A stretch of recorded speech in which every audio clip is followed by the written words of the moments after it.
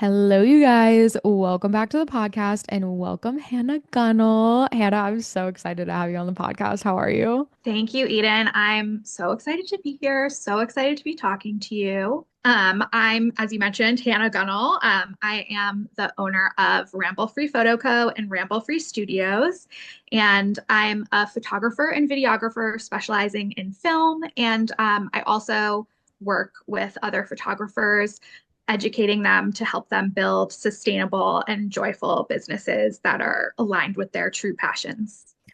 I'm obsessed. The elevator pitch is so good. I love it. Thank you. No, I'm obsessed. We met years ago now? Question mark? Yeah, a long time Crazy. ago now. Literally crazy. Hannah is a becoming student from again, like what, Like 2022? 2022. Yeah.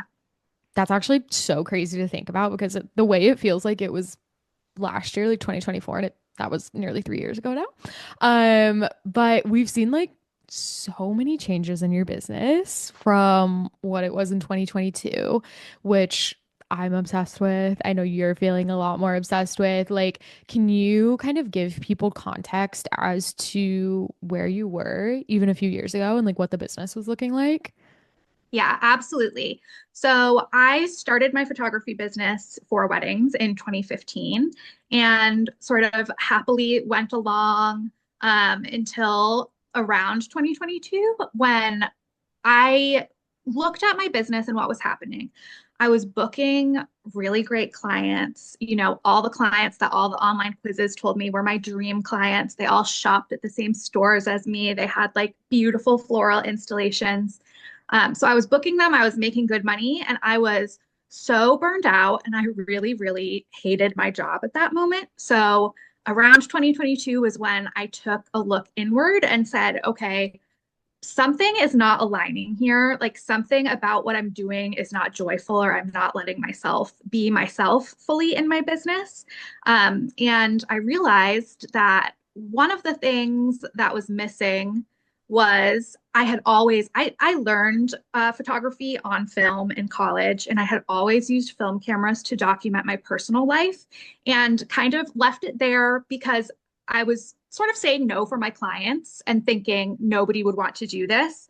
And I also had a thing in my mind of like, oh, I'm going to keep my personal work separate from my client work so that I'll always find joy in my personal work and I always will love it and I won't burn out on it. Mm. And right in 2022 was where the light bulb clicked on. And I was like, oh, Hannah, you were so close, but so far away. And I realized that the components of my work that brought me the most joy and felt the most like me and how I truly saw the world were what I was doing in my personal work and not my client work. Mhm. So around 2022 was when I started making the transition to become brand myself as, first of all, really fully aggressively documentary. And second of all, somebody who shoots a lot of film for both photo and video. So prior to that, I had only digital portfolio for both photo and video. So the way you said that, and I literally forgot you used to do digital video. Like in my head, Yeah. you've always been shooting Super 8 and Digicam like stuff or like camcorder stuff. Like I literally forgot that you had a Yes. beautiful, like, let me make sure I will speak for Hannah on this one. Hannah's portfolio was beautiful even then. Like you're so talented and Thank that you. that bled through your digital work as well. But obviously what you're doing now is so much more you. But yeah, it's crazy to even think Mhm. about. Like I literally forgot that you did that. Like it seems like such a different person and like such a different aspect. I agree. It seems way longer than just 2022, 2.5 years ago or so. And some of those videos, while beautiful, and like I stand by that work, and if that's what you love to do, please do it. It just wasn't for me. But yeah, it doesn't, it feels like a different lifetime, basically. No, it really does. I'm like, oh, that's a different Hannah. Did you were you nervous? Actually, let me rephrase. Were you like nervous to start bringing in those more personal aspects of creativity and art into your business? Like, what was kind of your thought process as you decided slash like kind of came to terms with the fact that you were going to be like melding these worlds? Yes. I was very nervous. Part of the narrative that I had told myself that kept me from integrating those things that I loved into my client work was like telling myself, oh, what I really love doing is a little weird. Nobody's going to want that. Hmm. There was also an aspect of I knew I was going to have to charge significantly more money to clients because film is really, really expensive to shoot and to use. So those were the two main points that I was really, really nervous about. But basically, I had gotten to a point where I just said, if I can't do this the way that I want to and the way that makes me happy, then I'm not doing it at all. And what do I have to lose? Did you find that there were issues or hiccups when you first started doing this transition? Like, what were the steps that you took in order to really shift your portfolio? Because your digital portfolio, while I can see your artistic voice in it, it was very technical, like very clear that it was also like digital, not in a negative way, but like it was digital photography. Like, how did you start making those turns, start making those changes in a way that like felt good to you, felt good to your clients? Like, what did the process look like in the beginning? Yeah, there was definitely a learning curve, both from a technical standpoint and from just how I was messaging and branding myself that I had to figure out. From a technical standpoint, it was really hard, even though I had been shooting film for years and years, I had never ever used it with clients. Mm. So just integrating film into an already well-established client workflow, like I remember a couple of weddings, I said, "Oh, I'm going to take, my little point and shoot with me or something." And the whole wedding would go by and I was just on autopilot and I just forgot to pick it up. So what I did, first of all, is I did a couple of giveaways for free all film sessions for clients, just like my followers on Instagram. And that pressure of normally I'm not one to say do free work, but Mhm. because it was such a big transition, having those sessions where there wasn't the pressure of somebody paying me or hiring me for my old style. So I felt like I could do whatever I wanted to do. And I was only relying on my film cameras. Those few sessions really helped me to trust my gear and just to build a workflow that incorporated film. Mhm. Just a lot of stuff like how to change film in the middle of shooting. A lot of stopping and starting and stuff like that had to be learned. From my brand perspective, what I really did is from the get-go changed, and you helped me with this actually. I changed all of my messaging on my website, all of my Instagram. We immediately switched to like all film, all documentary, all vibey, all the time. And I did email my current clients who had booked me when I was still offering digital to let them know, listen, you're going to be seeing a shift. I want you to know that you hired me for a style that you are still going to get. If anything, you're going to get extra on top of that of some film and stuff like that. So I found that switching the branding over to just be as aggressive as possible with film quickly really allowed me to more quickly start attracting the clients that were really into what I wanted to do. So that was pretty key. Well, and I love that you emailed like current clients because I think that's such a huge worry for people when they want to make a Yeah. big shift is they're like, I don't want to freak out my current clients. And like, I have seen people freak out their current clients. Like, I Mhm. was part of a photography group in Utah for years. And I remember this girl went from like super moody, super, super moody to like really classic, like true to color. And she did it in like a day. And she didn't stick to her old style for the clients that had booked her for that. And I remember watching her post in this group and be like, I don't get why people are upset. Like, my clients are so mad at me. And I was like, girl, like, they paid you thousands of dollars for something that they're not getting anymore. I too would be angry. So I think that's like such a great proactive approach to take with your clients to just be like, hey, you're gonna see a big change. It's not gonna affect you. Like you're still gonna get what you wanted. You're still gonna get exactly what you booked for. I might include an extra roll or two, but that's just bonus and it's not gonna take away from, what you booked me for originally. Like that's so important to take care of your current clients.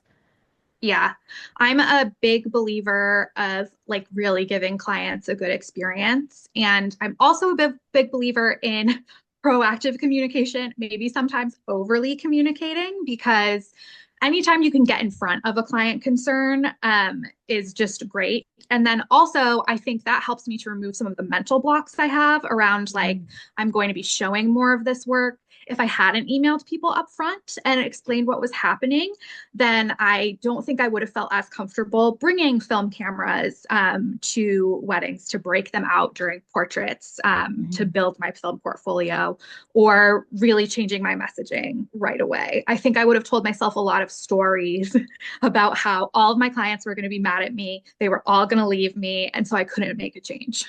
Real. No, that's like the best way to approach it is be like, yeah, how can I take care of these people already in my pipeline? And I think that's like with any changes we make in our business, it can be so exciting. Like we're so excited to step into something more aligned. And I think as like self-employed people, even when you're not making a change, there is a aspect that I there is an aspect of always focusing on the next booking that you have to actively shift in your brain. Like I think it's like a constant effort and work because we pay our own bills to be like, hey, even though this person has already paid me, like I have to invest just as much in them as I am booking new clients.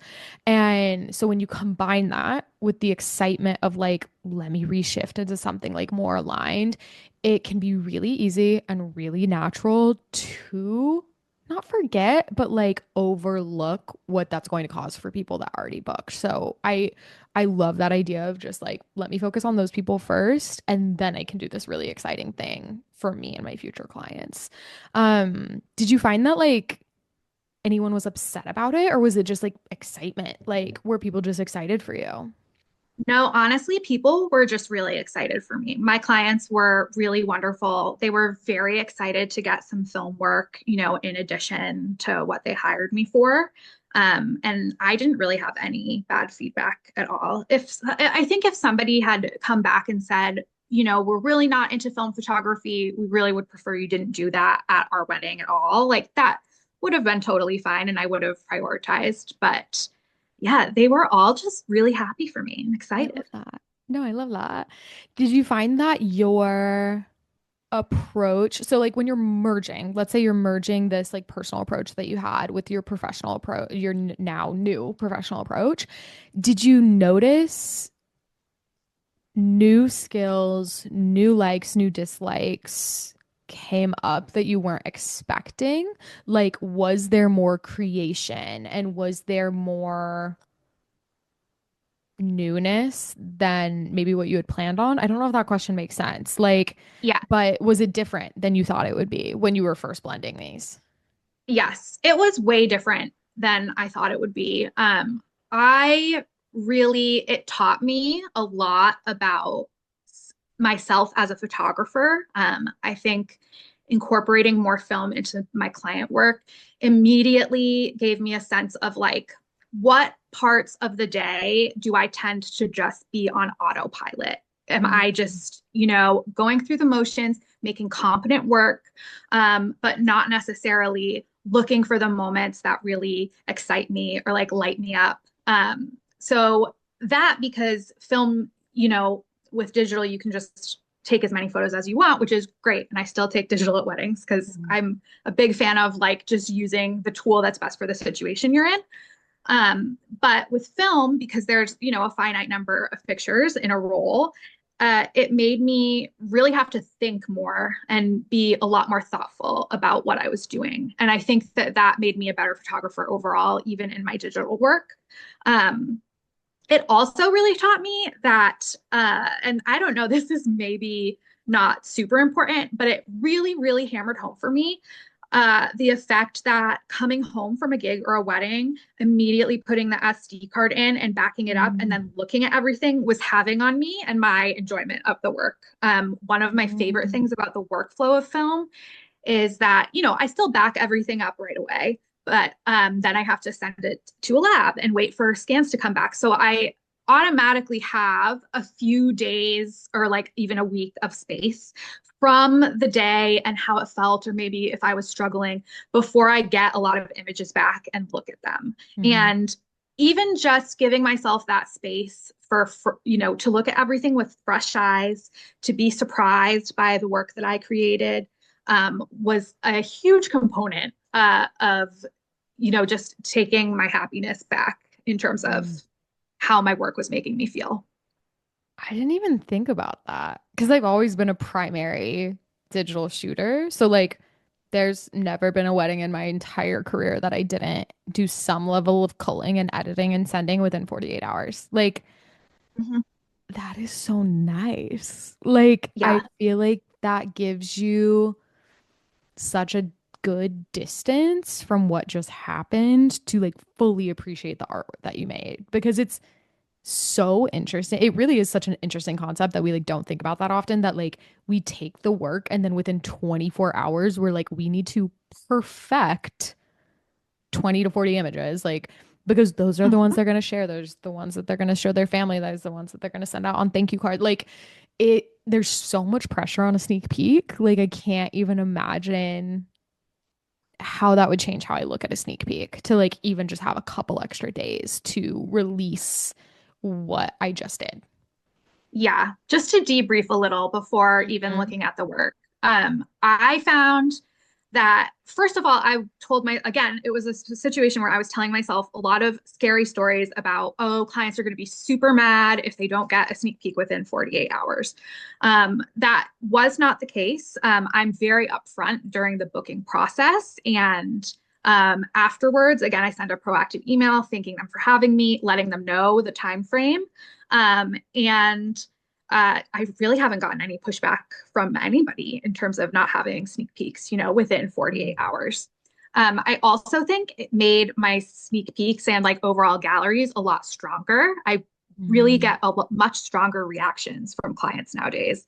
I think also because they've had a little space from the wedding, Mhm. for one. But then also, it really sort of changed the moments and the images that I was selecting for sneak peeks when I was doing it like 20, the day after a wedding. I was just going, okay, a recessional image, one image from getting ready. Like it was very formulaic. And now I feel like it's actually a peek into what the entirety of their gallery and like the entirety of their wedding day was. I love that. No, I think that's so incredible. And yeah, like you said too, I mean, that's like a whole separate discussion, but like there is something to giving your couples some space as well Yeah. before they see their images. And like there is such a emotional reaction, obviously, to wedding images, but we also Mhm. have to remember as like photographers that like a lot of times, and this is sad, but it is the case that like some people have things go wrong on their wedding days, or let's say like it Mhm. didn't go perfectly the way that they imagined, which is such a normal thing. It happens at every wedding. But like if you give people photos almost too quickly, they remember those things more prominently. And there's opportunity for them to see a photo and be like, oh, that's when so and so did this and I didn't like it. And it like gives them a weird reaction to the photos. Whereas, like, if you can build up this healthy anticipation and this excitement and also like recovery from anything that was a little off or weird, like, they get to look at those images with such a different perspective after, let's say, even a week. Like, in a like difference to in contrast to like a day or two. Like that's even that is super significant in the way that they're going to react to something. Yeah, absolutely. I think a wedding day is very emotional, like not always purely, ecstasy or happiness. There can be a lot of, stuff that maybe didn't go the way people were envisioning. And then post-wedding, maybe a lot of feelings of disappointment that people have to work through. And I'm a big proponent in general of kind of trying to get away from the culture of immediacy that like we really have. I think Mhm. it's healthier for me. And I think that it also makes clients like their photos better. Yeah, no, I agree. How would you say you show up differently in your business now versus before? Like, have you seen a difference in yourself as like a person and artist now that you feel like more aligned with your work? Yes. I used to put a lot of pressure on myself. Every wedding I went to, every shoot that I went to, it was like, okay, Hannah, you have to make this go right. You have to make all these photos pretty. Like you have to, this has to go right. And as soon as I gave myself permission to just be myself, it was like, no, Hannah, you just have to go there and you have to document what happens.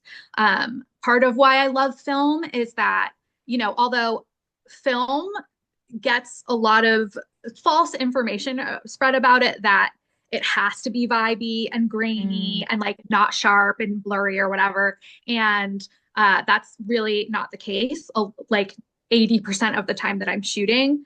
But I do work with point and shoots and toy cameras and cameras that do have a little bit of blur and like grain.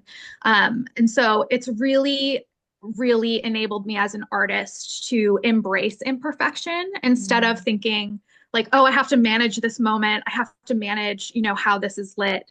I'm just there to tell what happens. And mm, if something isn't, perfectly in focus or grainy, that's okay. The main question to me is this image going to make me feel things? Is it going to make my clients feel things? mm. First and foremost above everything else.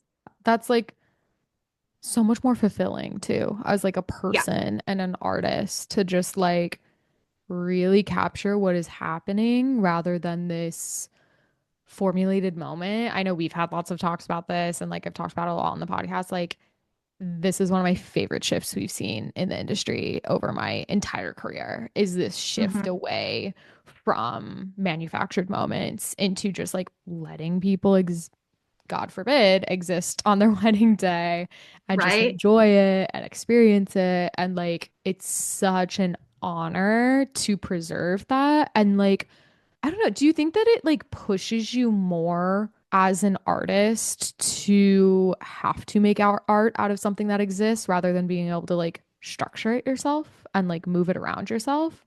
Yeah, I think so. I used to do a lot more. I mean, and listen, if there's good window light in a getting ready room, I will always still direct people over towards that window to like get Hmm. dressed. But it really made me take a step back in how I manage a wedding day. And I was doing a lot of like, oh, we have to move out of this whole room for, stuff. Um, and so I rather than doing that now, I just sort of embrace what's happening, the room that it's happening in. And it's almost like a little challenge of Mm. giving myself like, Hannah, you still have to make interesting and meaningful images in this room, even if the light isn't perfect, or like not everybody is standing in the window light. So I think it's really pushed my boundaries as an artist, in terms of the conditions that I'll make Mm. work in. And like a lot of times like I've now, taken images on film in like, basement rooms with fluorescent lighting that I really love. So, Mm, I love that. How have you taken care of and like prioritized play and like personal work now that you've merged your personal work with your business so much more? yes. I have really just my realization was that if I'm doing the work that I really love, whether it's for work or for my personal work, I'm not going to get burned out on it. Like that was my Mm. big, my big fear before. And I think, simplified, especially when approaching personal work. Like now I'll give myself a challenge of like, okay, I'm only, bringing my Holga to on vacation with me, and I can only shoot like one roll on it or something like that. So just giving myself other parameters to sort of really play and get inspired has been really big. I also have been, and this has been like really wonderful. I've made a lot of connections in the wedding industry, like much more so, I think, than when I was just fully digital for some reason. And I've done a lot more collaborations with other vendors and Mm. other artists. Like right now, during the slow season, I'm planning a bunch of shoots with people. And really, like, as soon as I figured out, like, oh, staying creative and staying inspired is really important Mhm. to the quality of work that I make overall, it just gave myself permission to prioritize that and like prioritize my own creativity. I love that. I think that's so important. And also just like what a beautiful confirmation that like aligning with what you're called to and like what you're meant to be doing is the best thing you can do for burnout. Because I think that is such a big thing that stops people. They're like, I can't make my true passion my job. Like, because what if I burn out? I know you mentioned in the beginning, and like we don't have to touch on this if you don't want to, but that you obviously had to like raise your pricing pretty significantly, even just to cover costs. But have you seen your income change? Like, let's take the expenses and the costs out of it. Have you seen your income change since you like made this big brand shift into something more aligned? Yes. I basically, when I started doing this, because, you know, it is really important to be aligned, but I was also taking on too much work in Mm. general. And so another big shift that I worked on was taking fewer weddings that I was really excited about at a higher price point. Both to cover the costs and so I didn't have to work as many weddings. Mm. And my income, I think from 2022 to 2023 grew by around like $30,000 of take Wow. home. Hmm. And this year I've had my biggest year ever this past year in 2024. So yeah, I'm not only loving my job more, I'm making a lot more money, We which love I'm that. never mad about. Yeah, I'm like the goal. Yeah. Literally the goal. We're obsessed with that. No, I love all of that. What do you think is like your next vision? Like I know that we're like entering this new year as well, but this will be your second, third full year, like kind of shooting a bit more aligned. What are you hoping for? Like what are you hoping to see?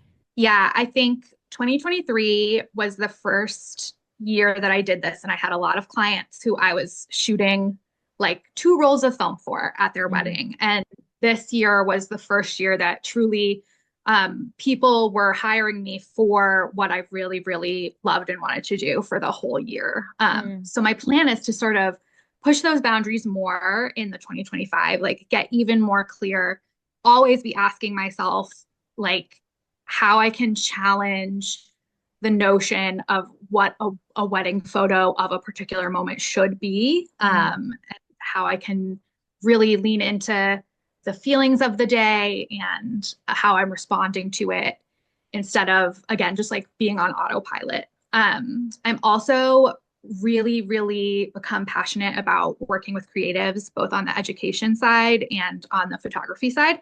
So I'm looking to expand to do more brand collaborations and like editorial work, which is not something I really ever allowed myself to think about before.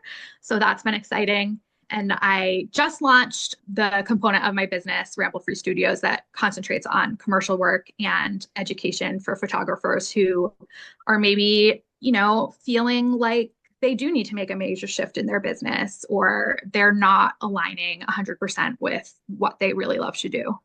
I love that. Okay, two questions to kind of like wrap up. One, what would you recommend? Like, if you could give one piece of advice to someone wanting to start in film, what would it be? And the second is a bit more general, but I think just as important, which is like someone who's wanting to make a big change in their business. Like, they're not feeling aligned with it anymore, and they're wanting to maybe align more with it personally or discover something new. Like, what would your two one pieces of advice be for those two groupings? So, for somebody who wanted to get started in film, I know it can feel really daunting and really scary. I would say that film doesn't get enough credit for being like a good and reliable medium to work in. And if you're already photographing in, you know, manual mode or even non-manual mode, you can absolutely shoot film. I do have a free resource on my website that's like Film 101. It's a series of PDFs that'll sort of give you the very basics of what you need to do. But honestly, you just need to start, which I know sounds like a cop out in terms of advice. I would also maybe say if you second shoot for people, what I did is I asked like, hey, while I'm second shooting, do you mind if I shoot a roll of film or two at this wedding? It's totally fine. If not, I did that to just try to get it rolling and like see how film could work in weddings. But really, you just have to like even just grab a point and shoot or a little toy camera or like a really, really approachable film camera. Just start using it. And I can almost guarantee you that you'll quickly realize that you kind of want to work with film more. Hmm. Yeah. We will link that for you guys listening in the show notes. It's an amazing resource. I've gone through it myself. But yeah, I was that person that was terrified of film. I put it off for years and years and years. I've been wanting to shoot it since like I started. Like, and I put it off for several years, thinking it would be terrifying. And now I am obsessed with it. And it's like all I want to shoot. Like, I'm in love with it. And it is so much easier than you think it's going to be. Like, I thought it Yeah. would be the most complicated resource of all time for some reason. Mhm. Same. Yeah. The biggest secret in like the photography and the film photography industry is like it's actually not that hard, everybody. No, truly. I feel like we all have this notion that it's like super hard and only the most serious and devoted artists can use it, but it's actually really approachable. And I bet a lot of you could do it if that's what you want to do. Um, Absolutely. And I yeah. think it's like, even if you don't end up shooting with it a ton, like it's so important to experiment with your craft and like new tools Yes. and like seeing if you like something. Like either way, you're going to get something out of it, even if it's like, oh, I don't want to shoot film overall, but I learned Mhm. this, this, and this. Like you're going to get something out of at least trying. And I think that's Yes. so important. Like ongoing curiosity is such an important thing as an artist. So yeah, even if it doesn't end up being for you or your workflow, like you'll still glean something from it, I can guarantee. Absolutely. And yeah, for the second and our last question, yeah, what advice would you give to photographers or creatives in general that are just like not feeling aligned and they want to make some changes in pursuit of that? I would say, if you are able to and do your research, if you are able to hire somebody to sort of help you through a major transition like that, like a business coach, like I, in full transparency, worked with Eden, and she is great. Absolutely hire her. I also am looking to do that kind of work with Mhm. creatives. It can be really, really lonely as an entrepreneur in this business. And I think that having support can be really key in a big shift like that. I would also recommend like definitely get comfortable with fear and vulnerability and sort of I have learned now to sort of look at fear like not as a scary thing, but like, oh, fear is pointing to something that's really important to me in my work.